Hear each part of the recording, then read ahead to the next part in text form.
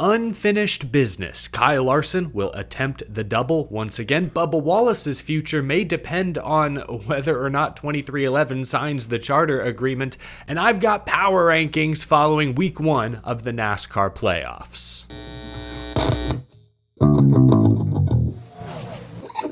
How's it going, y'all? My name is Eric. Welcome to Out of the Groove. Lots of news to get to, but first, as some of you may know, we recently got a dog. Out of the Groove has an official mascot. And thanks to today's sponsor, Benebone, he won't have to chew on my socks anymore. Benebones are durable, long-lasting dog chew toys, made with 100% real flavor that dogs love. I can tell little Cosmo really loves the bacon flavor. It's like he's my actual son. Benebone is a family-owned company, products made right here in the United States, and they're sponsoring Michael McDowell this weekend. Head to benebone.com. I'll also put the link down in the description below, and be sure to use promo code ZOOM34, ZOOM, the number 34 for Michael McDowell and Front Row Motorsports. That will get you 34% off your order through the end of this year. Thank you to Benebone for sponsoring the show. Let's start with the breaking news this afternoon. Kyle Larson, Hendrick Motorsports, ArrowMcLaren announced that Larson will once again attempt the Indy 500 Coca-Cola 600 double in 2025. We all remember this year's attempt did not go according to plan. Larson was very competitive in his first Indianapolis 500, won Indy 500 Rookie of the Year, but a late speeding penalty caused him to finish 18th. Rain delays at Indy, followed by the rain-shortened Coke 600, meant Larson did not make a lap in the NASCAR event. Let's not talk about waivers. It was a disappointing end to a very exciting storyline, so I'm glad they're running it back for year 2. Kyle Larson spoke to the media today. That was a really important thing for me to get to do both races, and we didn't get that chance this year, unfortunately, due to weather. So as he said, kind of felt like unfinished business, and just really want to get the chance to do what the others have done who've attempted the double. So 1,100 miles, and that's not counting all the miles in the air between Indianapolis and Charlotte, North Carolina. Kyle Larson, one of the brightest young American racing stars, attempting 2 massive races in the same day, something few have accomplished before him. That's a great storyline that I think elevates American motorsports all around. Of course, lightning could strike twice. Memorial Day weekend could get washed out for the second year in a row. Rick Hendrick made it abundantly clear today that if weather interferes next season, Kyle Larson will prioritize NASCAR. We're going to run the 600. We will be here for the 600. If that means having to cut the race short in Indy, we will, because my commitment to NASCAR is that we're in NASCAR, and that's where we run for the championship. Reporter Mike Embry pressed Rick Hendrick, if Kyle Larson is leading late in the Indy 500, will you still pull him from the seat to ensure he gets to Charlotte on time? And this was Rick's response. Steve Phelps, you want to answer that question? You're not going to answer that? Say yes. Yeah, Yes. I mean, We made that commitment now. Yeah. We're going to be here, Charlotte. Oh man, I wish the cameras could have cut to Steve Phelps's face in that moment. I think Mr. H means it this time. Reportedly he told NASCAR something very similar this last May, and then at the last minute changed direction. But it sounds like, thankfully, we won't need to debate waivers and playoff eligibility for a whole week. So that's good. I think this year NASCAR made the right business decision to ultimately grant Kyle Larson the playoff waiver, but it sounds like they made it clear to Hendrick and maybe everyone else that you shouldn't always expect us to be so generous. So it sounds like NASCAR put the fear of God into Hendrick Motorsports. I think I owe it to my NASCAR team, as well, to get here in time to try and win, one of the biggest races of the season, and race that has the most implication to this season as well. Some people think this is petty from NASCAR. Honestly, I don't hate it. Look, NASCAR has to protect its own brand. The Coca-Cola 600 isn't some tiny event somewhere. It's a massive race in and itself. One of NASCAR's most historic, one of NASCAR's most viewed events every single year. That is a big deal. They need to protect that event. They need to protect the fans who pay money to buy a ticket to see said event. There were thousands of Kyle Larson fans who went to this year's Coke 600 expecting to see Larson race, and they didn't get to see him race. So I don't blame NASCAR for kind of putting their foot down. They made the right call granting Larson a waiver this year, but I also think it's fair for them to say, hey, don't do that again. In the future, we come first. I don't see why that's unfair. On the other hand, it is kind of interesting that the same week NASCAR effectively strong-armed all the teams into signing a less than perfect charter agreement, they're effectively confirming Denny Hamlin's point that the stars are what sell tickets. Without the stars, NASCAR would not be what it is today. The Coke 600 wouldn't be the race that it is. So, I don't know, it goes back to what I said yesterday. Both sides need each other. But I'm not trying to start another charter debate discussion. That was yesterday. That was for yesterday's video. Let's leave that in the past. Hopefully, fingers crossed, the weather holds up because I want to see Kyle Larson complete all 1,100 miles. Just like we said this year, he has a legit shot of winning both races. Again, he was flirting with the top 5 late in this year's 500 before that speeding penalty. So anything's possible. Do not write off Kyle Larson, Hendrick Motorsport, and ArrowMcLaren's abilities. Anyway, that's my reaction to today's announcement. I want to take things back a couple days. Now, yesterday, we dove deep into the latest NASCAR charter team drama. 2311 Racing was one of only 2 teams to not sign the latest charter proposal. And apparently, we didn't discuss this yesterday, that decision may impact driver Bubba Wallace's future with the team. This is what Bubba Wallace told reporters Saturday after the news broke that 2311 had not agreed to a deal. Bubba Wallace told the media, quote, "My process has been kind of going hand in hand with the charter agreement. It's frustrating to see where we're at because that impacts my life and livelihood and everything moving forward for my future. That impacts everything for my future."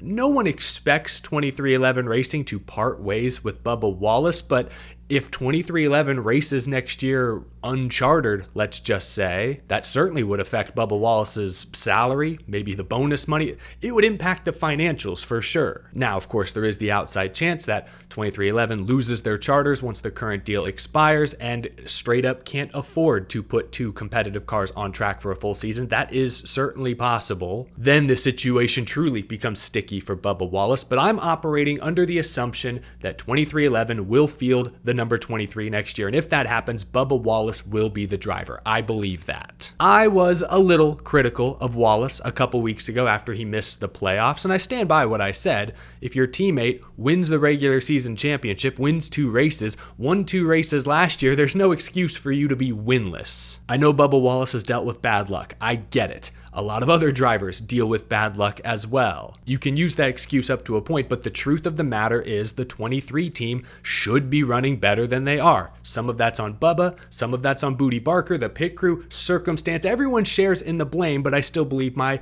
critique of Bubba Wallace was fair. I will defend Bubba Wallace today, however. Bubba Wallace, for all of his flaws, has gotten better statistically every year of his Cup Series career, especially since he got to 2311. His average finish has improved every single season. Go back to his rookie year with Richard Petty Motorsports in 2018, all the way to last year with 2311. They've already matched their top 10 and top 5 total from last season, and there's still 9 races to go. So he's going to set new personal bests there. I know the winless streak weighs heavy on him. And it should. Winning means a lot these days. It doesn't pay to be cool, calm, and consistent like it used to. Now you need raw speed, big moves, clutch performances. Nowadays, your whole season can be defined by 1 race. Shoot, 1 restart, 1 push late in the race at Daytona can change your entire year. That's NASCAR today. So the winless streak does matter. But that's really the only part of Bubba Wallace's resume that's lacking right now. He's getting better every single season. The results are improving every single season, and Bubba Wallace is 30 years old. He'll be 31 next year. He's only just now, according to historical data, entering his prime. He has a loyal fan base, support from major sponsors like McDonald's, Columbia, etc. I hope 23XI ends up in a good place next season because I think Bubba Wallace is still yet to realize his full potential, but he's slowly but surely getting there. Every single year, the numbers do not lie, he has improved, at least a little. Hopefully next year they can take another big leap. That will be year 5 of 23XI. Remember what Denny Hamlin has always said, 5-year plan. Very interesting comments to hear from Bubba Wallace this past weekend. It was also an interesting race at Atlanta that shook up the points and also shook up my weekly power rankings quite a bit. Let's get to it. Welcome back to the top 10, Alex Bowman. After a few rough weeks, Bowman once again showed us some of that mid-season consistency. 3rd in stage 1, 3rd in stage 2, top 5 at the finish. I'd still rank them as the 4th Hendrick team, but they're within striking distance of their teammates and could absolutely make some noise in the round of 12 and maybe even the round of 8 if all goes well.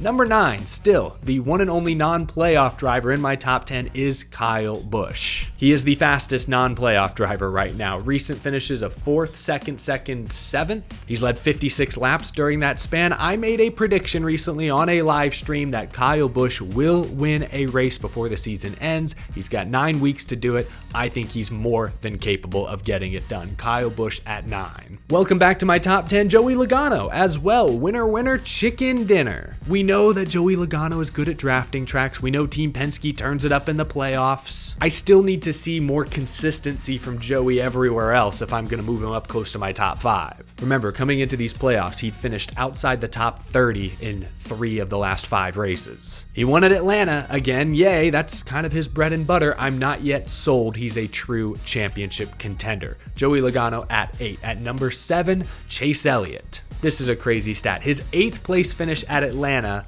was his best finish in 10 races since Iowa. Elliott still has a remarkable 11.5 average finish on the season. He doesn't make big mistakes. He finishes races, and Watkins Glen is coming up, so I still like the consistency. I just need more speed. Speed, oh my God, did you hear my whistle? Like teeth whistle. I've never done that before. What just happened? Anyway, we're going to ignore that. At number 6, I've dropped Denny Hamlin down a position. I'm starting to worry that Denny Hamlin could be this year's Martin Truex Jr. Remember how last year Truex was so good in the regular season, but couldn't put it together in the playoffs? I'm still scratching my head about Atlanta. I listened to his podcast. Denny tried to explain it, but a poor handling race car combined with a shockingly conservative strategy cost them a lot of points last week. Points that they couldn't afford to lose, in my opinion. Fortunately for Denny, we're going to Watkins Glen, where he finished 2nd a year ago, and then we're going to Bristol, where he won in the spring. So I think he gets through this round still, but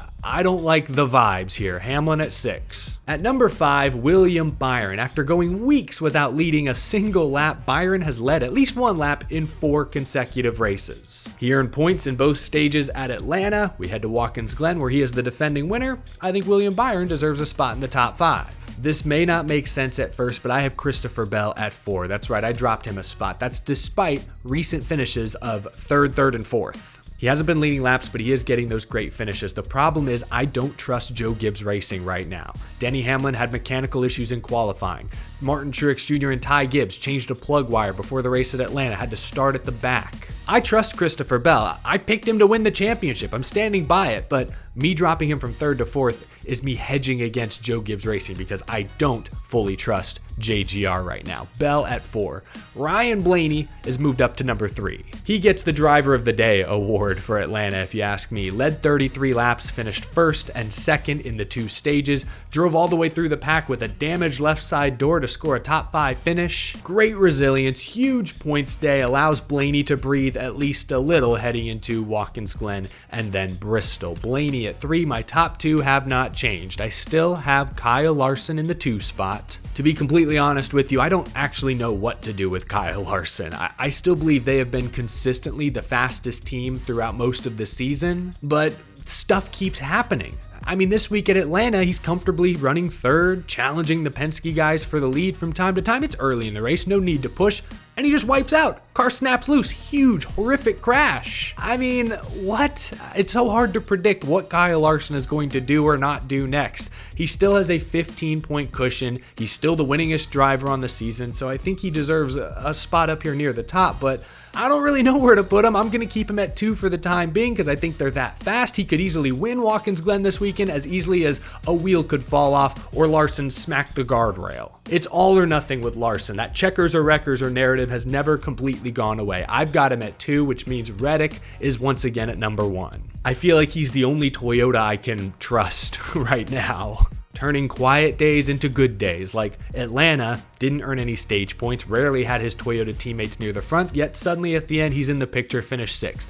Darlington, guy was sick in the car, could have given up at any moment, but grinded his way to a top 10, held on to the regular season points lead. That's the stuff that championship teams are made of. We know that when this team is on, they're extremely fast, gonna lead a lot of laps, they're tough to beat, but it's good to know that even when Reddick or the car or everything's a little off, they still scrounge together good points days. So I can trust Reddick more than I can trust any other Toyota right now. He's in the number 1 spot. Let me know if you agree or disagree with my top 10. Watkins Glen coming up might shake things up a bit. Thanks for watching this episode, y'all. That's all I've got. Leave a like if you enjoyed, subscribe for more NASCAR content every single day, and a big thank you to my very generous Patreon supporters. You guys help keep this show growing every single month. I'll be back again soon. Have a wonderful rest of your night, folks. Thanks for tuning in.